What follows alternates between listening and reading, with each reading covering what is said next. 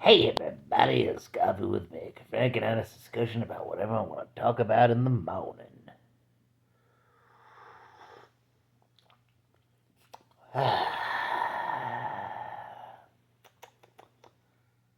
The Cleveland Show. Anyone remember that? Anyone remember watching it? Did anyone watch it? I watched a bit of it. I watched too much of a bit of it for some reason. Ugh. Yeah. Ugh. It's fine, I want to say. It's fine.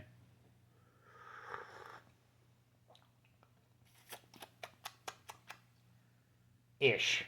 It got kind of annoying pretty quickly.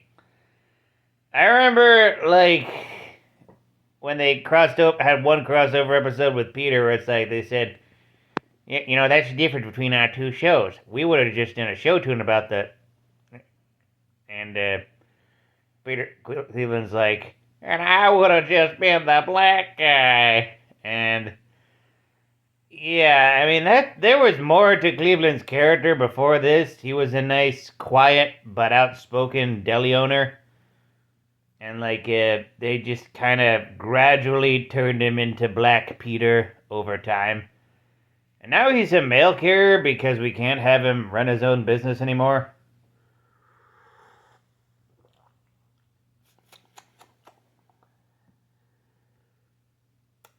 Yeah, then they made him a cable man once again because they just wouldn't let him make a deli in Stoolbend or whatever, or I don't know, work at Boar's Head or something. I don't know. Ugh. Hmm.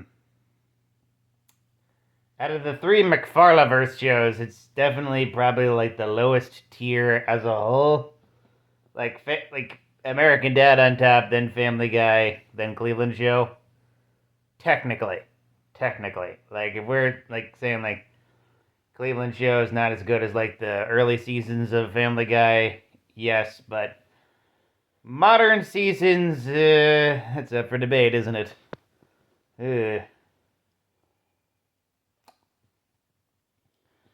The family members they give him were mostly good, although Rollo, they straight up even call him Black Stewie in one episode. It's basically hey, if we acknowledge what we're doing as a cliche, it makes it less cliche. No.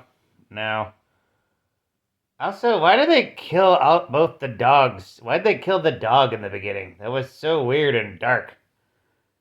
So unnecessarily dark.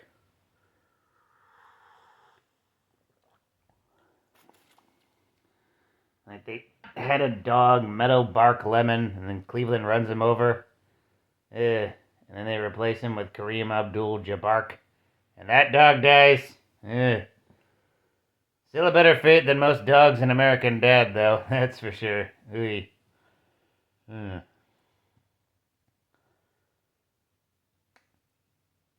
One line they said when Cleveland came back to Family Guy was the bear was so unfunny that Seth MacFarlane stopped voicing him. And it's okay,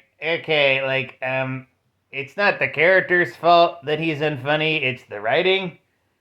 You know? Ugh. Ugh.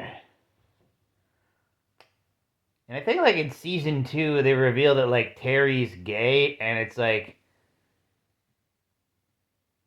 treated seriously afterwards, so that's good, but it's also just kind of weird because there was nothing implying that he only slept with men before this, but they treat it as super obvious.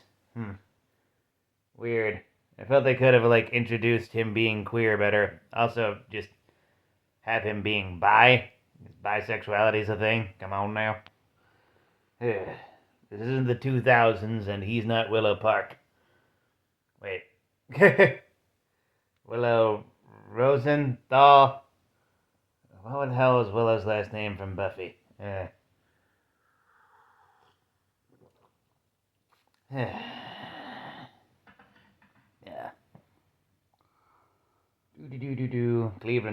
Cleveland Show. The little person with the short neighbor. That character was The redneck neighbors were funny. Cleveland Show, Cleveland Show, Cleveland Show. I feel like their Die Hard parody is what killed them.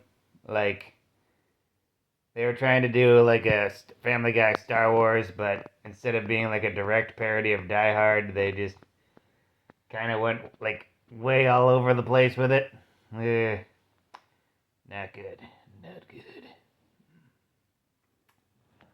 Yeah, generally, Cleveland Show was unimpressive and didn't feel like the best progression for Cleveland Brown as a character.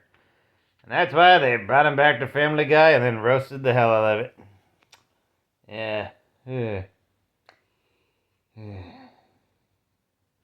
Now, Family Guy's only premiering on Wednesdays, if at all. With American Dad still on Sundays on TBS. Because we like American Dad. People like American Dad. We love it. It's funny. It's silly. The characters are weirdly likable. Yeah. This has been a vlog about the Cleveland Show. I hope you enjoyed it, and I hope you have a morning.